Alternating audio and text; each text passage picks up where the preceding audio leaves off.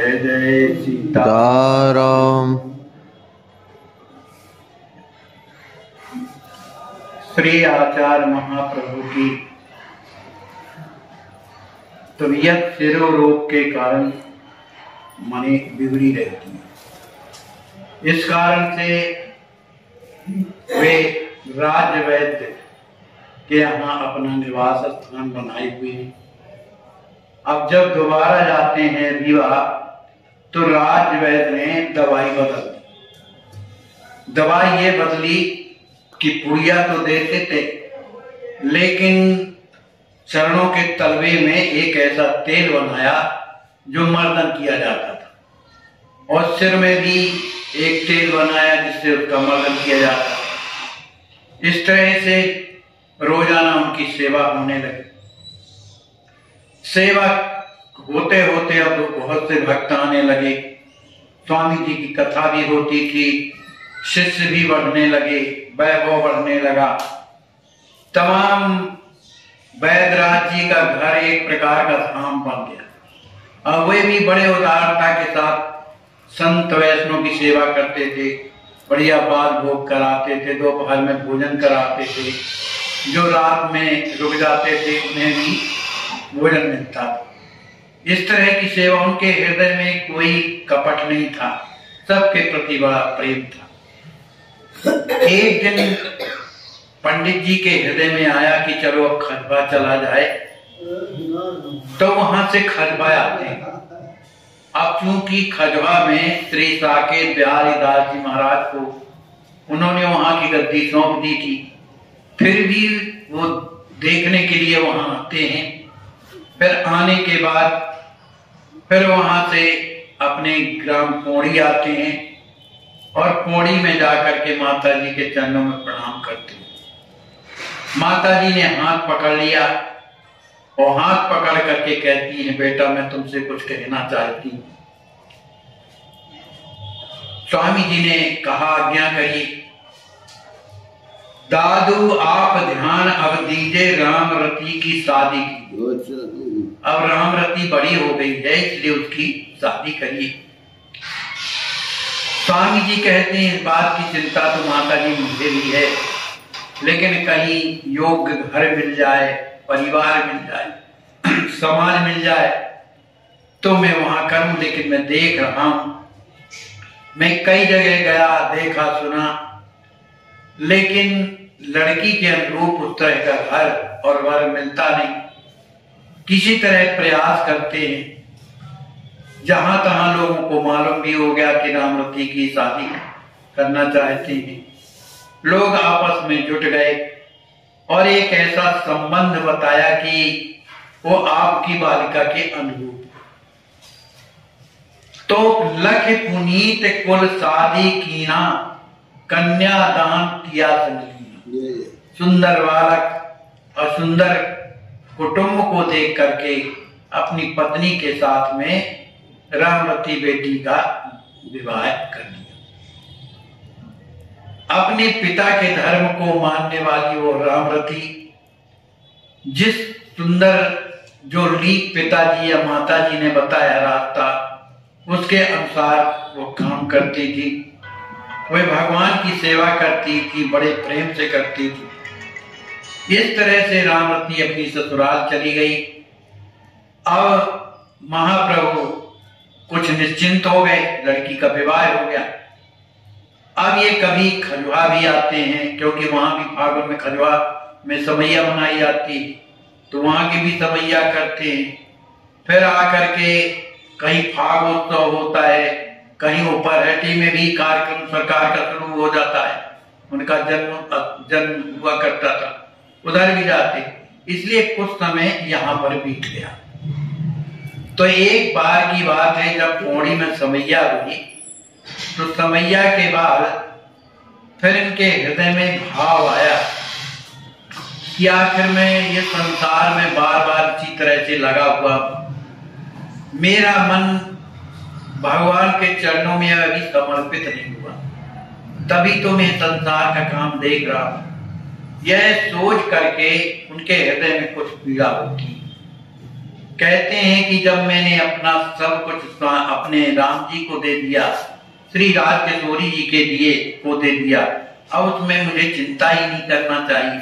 इस तरह की बात उनके हृदय में बार बार आती जाती रहती थी। उनके मन में आया कि चाहे कुछ भी हो, अब मुझे घर छोड़ देना चाहिए, घर छोड़ करके अयोध्यावास करना चाहिए, ऐसा सोचने लगे। और जब इस तरह की भावना जब से वो चलने लगी त्यागवादी, तब उनके हृदय में प्रभु की कृपा से कुछ ना कुछ अंतर लीलाएं होने लगी। कभी किशोरी जी का दर्शन होता है, तो कभी कोई ऐसी लीला दिखाई देने लगती है स्वप्न में, जिसके कारण उनके हृदय में वैराग प्रकट होता है। भगवान की स्वयं सेवा करते थे, भगवान को नहलाना, धुलाना, पुष्प चढ़ाना, तुलसी चढ़ाना, और जो भी घर में बनता था वो उसको भोग तुलसी दल डाल करके और भगवान को भोग लगाते थे। एक दिन की बात है, जब एक खजवा आए, तो खजवा में लीला संपन्न वहां समैया होती रही। समैया समाप्त होने के बाद चूंकि ठाकुर जी की सेवा ये पहले करते थे, तो अब स्वयं उन्हें अच्छा ही नहीं लगता था बिना भगवान की सेवा की। तो एक दिन दाल चावल और सुंदर रोटियों में घी लगा हुआ और चटनी, और उसमें भी तुलसी दल डाल करके और भगवान के जाकर के उन्होंने थाल रख दिया। सुपोदन चटनी तगरत रोटी रखे बनाए, तुलसी जल थाल रखी इच्छा दिए, उसने पट बंद कर दिया। कहा प्रभु, आप यदि वास्तव में ये भोजन अगर आप प्रेम से पाते हैं, तो कुछ तो मुझे अनुभव होना चाहिए, कुछ तो बताइए कि आपने भोजन पाया है कि नहीं पाया, मुझे कुछ विश्वास तो भी हो। अब जब तक आप भोजन आरोगिए, जब तक मैं भोजन के पद बका रहा हूं, तो पर्दा बंद कर दिया और बाहर बैठ गए और भोजन के पद गा दिए। अब पद गाते गाते कुछ समय जब हुआ, तो जैसे ही पर्दा हटाए तो उन्हें दिखा, कुछ नहीं रखा तो सब देखा, लेकिन जब थाल उठा करके लाए तो उन्होंने देखा कि दाल और चावल दोनों सने हुए और उसमें भी निशान बने हुए, थाली में निशान बने हुए। और जिस गिलास से प्रभु ने जल आरोगा, तो वो हाथ में दाल चावल जो लगा हुआ था वो गिलास में भी लगा। तब तो इतनी प्रसन्नता हुई कि जो मैं सेवा कर रहा हूं प्रभु इसे स्वीकार करते, वो निश्चित मेरे। इस तरह का दृढ़ भाव उनके हृदय में बैठ गया। फिर सोचने लगे कि अब मैं क्या करूं। तो वहां के प्रत्येक कार्यक्रमों को निपटाने के बाद और घर आते हैं, पौड़ी आते हैं। पौड़ी में आने के बाद इनके हृदय में यह हुआ कि अब घर को छोड़ करके जाना चाहिए। अब रह गई व्यवस्था वाली बात है, तो सब हनुमान जी करेंगे, सीताराम जी करेंगे, मैं कौन हूं करने वाला। इस तरह का सोच उनके हृदय में आता था। लेकिन जब रात्रि का समय आता तो उन्हें चिंता भी आ जाती थी। क्या पुत्र का यही धर्म है कि जिस माता ने 9 माह अपने पेट में रखा, बड़ा किया, लालन पालन किया, अब जब वृद्धावस्था का समय मां का आया तो बालक छोड़ करके चला जाए? या क्या यही धर्म है तुम्हारा? अब ये मन और आत्मा से बातें चल रही हैं। तो कभी मन हो जाता है कि ये रुक जाओ भाई, मां की सेवा करना भी तो धर्म है। लेकिन बार बार मन में ये आता है कि आखिर इसी तरह से लगे रहे तो जीवन का सार क्या हो। जो जुगल सरकार है वो इसमें थोड़ी मुझे प्राप्त होंगे, वो तो जब मन यहां से अलग होगा, केवल उन्हीं में लगेगा, तभी ये संभव हो सकता। ऐसा सोच करके और उन्होंने अब सोचा मैं कल निकल जाऊंगा, और बिना बताए, किसी को बताने की आवश्यकता नहीं, क्योंकि माता जी से अगर प्रार्थना करूंगी तो कभी जाने नहीं देंगे। वो अगर मैं गुरुदेव के पास जाता हूं तो वो भी कहेंगे कि ये तुम क्या कर रहे हो, तुम्हारी माता इस समय वृद्धावस्था को प्राप्त है, नई बहू आई हुई है, तुम्हारे यहाँ समैया होती है, साधु लोग आते हैं, उनकी सेवा कौन करेगा। इस तरह से उनका मन वहां से भी अलग हुआ और ये बिना बताए और वहां से चल देते हैं, पौड़ी से चलते। अब ये चलते चलते और किसी तरह से अयोध्या धाम पहुंचते हैं। अयोध्या धाम पहुंच करके अयोध्या धाम को प्रणाम करते हैं और सीधे सरयू जी जाते हैं। सरयू जी में जाकर के उन्होंने स्नान किया और प्रार्थना किया कि माता जी अब आपसे बढ़कर के कृपा करने वाला कौन है।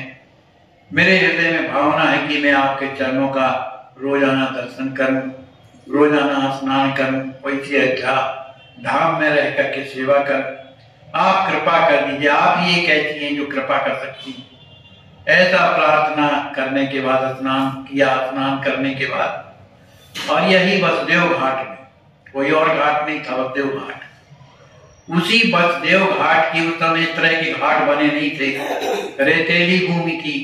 लेकिन ये है कि सरयू जी में जो रेत है वो पैरों में लगती नहीं, थोड़ी सूखी उधर जाती। तो उन्होंने उसी रेत में उन्होंने आसन बिछाया और अपने भगवान के भजन में लग गए, नित्य नियम में लग गए। इसके बाद कुछ भक्त लोग आते हैं, राम कुंज के जो कुछ संत थे वो भी दर्शन करने आते हैं, स्नान करने आते हैं सरयू जी का। नहीं स्नान करने नहीं, वो रोजाना सरयू जी को निकाला जाता, वो रोजाना एक जो है पत्तल में सरयू जी को भोग दिया जाता था। तो वो राम कुंज से आया, तो इधर जैसे ही सरयू जी को अर्पण करते हैं तो अर्पण करने के बाद स्वामी जी के ऊपर नजर पड़ती है। उन्होंने तो पहचान लिया कि ये वही है जो राम जी के स्वरूप बनते थे। इस तरह से जान करके वो रुके रहे, लेकिन स्वामी जी का भजन तो भजन है, कब तक रुके रहेंगे।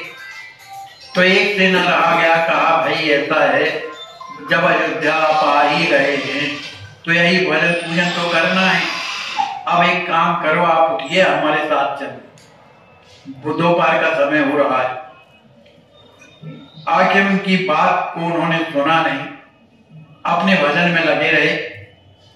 जब उनका भजन पूर्ण हुआ तब वे संत जो है कहा, हम आपको अच्छी तरह से जानते हैं, आप पौड़ी के हैं, राम जी बनते थे, आप अयोध्या भी आए, इसलिए आप कहीं न जाइए, अपने आश्रम में चलिए। तुमको साथ लिए हुए और अपने राम कुंज में आते हैं। राम कुंज में आकर के और उन्हें आसन दिया गया। आसन देने के बाद गुरुदेव उस समय मनेश्री पंडित अखिलेश्वर दास जी महाराज थे, उनके चरणों में प्रणाम किया और प्रणाम करते देख जब पंडित जी ने देखा, उन्हें भी सब कोई पंडित जी कहते थे, वशिष्ठ जी महाराज के रूप में मानते थे। तो पंडित जी ने देखा, कहा अरे भाई ये तो पहचाने जाने लग रहे, आखिर ये कौन है। तो उन्होंने हाथ जोड़ करके प्रार्थना किया, अपना जब नाम बताने लगे तो उन्होंने जान गए कि ये पुणे वाले, उनका तिलकधारी नाम था। उस समय इस तरह का नाम मिला नहीं। अब किसी तरह से अब राम कुंज में रहने लगे। राम कुंज में भी उन्हें रात में नींद नहीं आती। वो सोचने लगे कि ये किसी तरह से अब मुझे घर नहीं जाना, तो घर जब ही न जाऊंगा जब मैं विरक्त वेश धारण कर लूंगा, साधु बन जाऊंगा, तभी घर नहीं जाऊंगा। ऐसा सोच करके और आज रात्रि में जो है रुदन करने लगे, भगवान से प्रार्थना करने लगे। कभी हा सीते हा रघुवर रामा, कब करी हो जीवन निष्कामा, हा लाडली प्राण कित्ते प्यारी, जनक नंदनी राय दुलारी, एक बार प्रिय देव मिलाई, देखन चाहूं जुगल सुखदाई। श्री राज के दोरी जी से प्रार्थना करती कि हे स्वामी जो अब कम से कम एक बार तो दर्शन दे दीजिए। ये विरह की भावना है। इस तरह से स्वामी जी को रात व्यतीत हो गई रोते रोते। और रोजाना का नियम था कि रोज सरयू जी में जाकर स्नान करते, स्नान करने के बाद फिर अपने आश्रम में आते आश्रम में आकर के अपनी तिलक स्वरूप और जो मंत्रार्थ वगैरह है जाप करने के बाद और फिर रोजाना कनक भवन का बिहारी जी का दर्शन करने जाते हैं।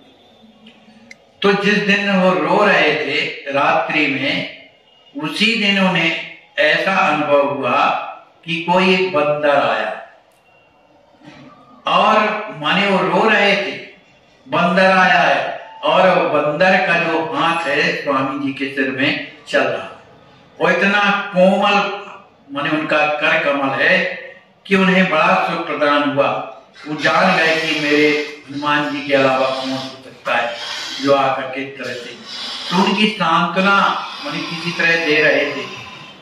अब जब जिस समय कनक भवन जाने लगे तो जैसे ही रास्ते से निकले तो एक बंदर जो ओढ़े हुए थे वो चादर और भी जो नीचे पहने हुए थे वो दोनों को निकाल के ले गया, केवल अंदर का वो भर रह गया और जाकर के ऊपर चढ़ गया। जब पेड़ में चढ़ गया तो कहने लगे यदि आपकी यही इच्छा है कि मैं साधु हो जाऊं तो आप मुझ पर ये कृपा करो कि जो ले गए वो वापस कर जाओ, तो मैं जानूंगा कि आपकी यही इच्छा है। वो बंदर जो है उनका चादर और जो नीचे की पहने हुए थे उन दोनों को लौटा के ऊपर चला। जब लौटा करके चला गया तब इनका भाव पक्का हो गया कि अब हनुमान जी भी चाहते हैं कि तुम साधु बनो। आगे जाते हैं, कनक बिहारी भगवान का दर्शन करते हैं, प्रार्थना करते हैं कि अब ऐसी कृपा करिए कि अब मैं अयोध्या छोड़ करके ना जाऊं, आपका हमेशा हमेशा का दास बन जाऊं। आखिर भक्तों के भाव को तो भगवान जानते हैं और भक्त भी हो उस तरह का तब अनुभव भी होता है। दोनों बातें, हमारे अंदर भाव है नहीं और ऊपरी हम प्रार्थना करते हैं उसका कुछ मतलब नहीं निकलता है, क्योंकि भगवान हृदय के भाव से रिश्ते हैं। जिसका जितना बढ़िया हृदय है भगवान उस हृदय की मतलब सोचते हैं कि हमारे लिए ऐसा करता है। तो अब वहां से आने के बाद जहां ठहरे हुए थे ऊपर कमरा है उनका, ऊपर ठहरते थे और अपना भजन पूजन करते थे, दुनिया के उसमें नहीं पढ़ते थे कुछ। और उन्हें तो लगन लग गई कि कैसे श्री सीताराम जी का दर्शन हो, प्रत्यक्ष दर्शन हो, कैसे हमें गुरु जी कृपा करें अपना लें। तो बड़े ढाढ़ बांध करके गुरु जी के चरणों में तो जाते थे प्रणाम करने के लिए।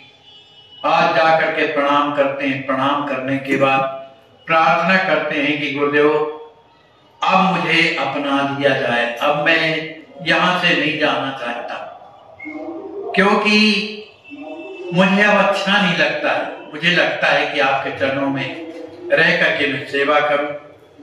इस तरह से उन्होंने गुरुदेव से जब प्रार्थना करी तो गुरुदेव ने कहा कि देखो ऐसा है, ये जो सोच रहे हो बहुत अच्छी बात है, लेकिन देखो तुम्हारी माता जी है वृद्धा, माता जी वृद्धा है, घर में तुम्हारी पत्नी है, दूसरी बात तुम्हारे यहाँ साधु संत आते रहते हैं, तुम्हारे यहाँ समैया भी होती है।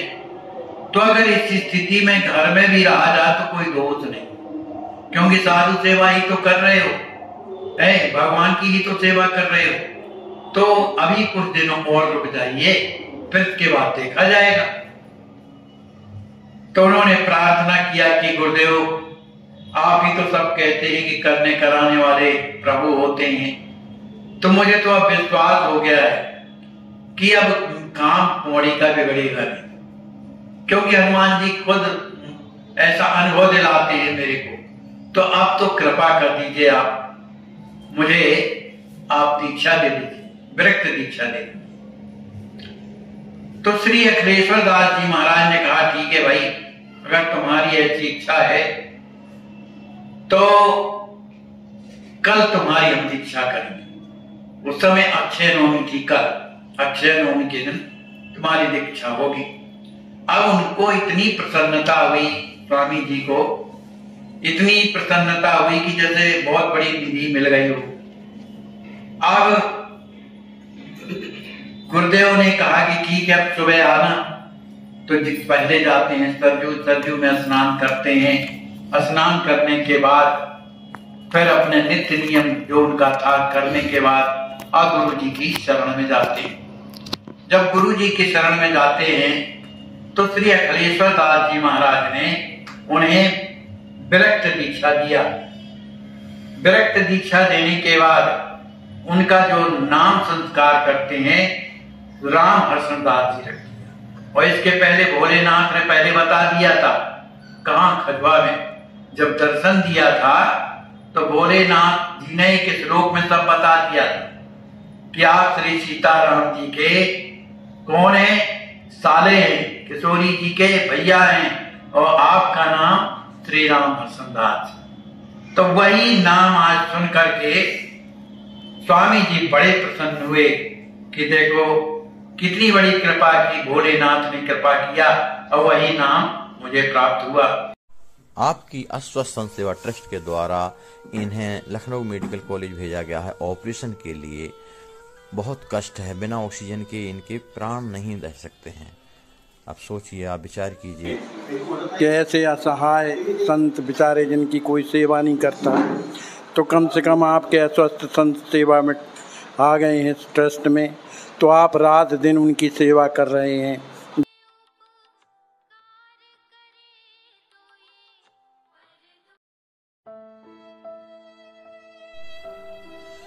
इनको लकवा मारने के बाद 1 महीने तक अपने बिस्तर पर पड़े रहे।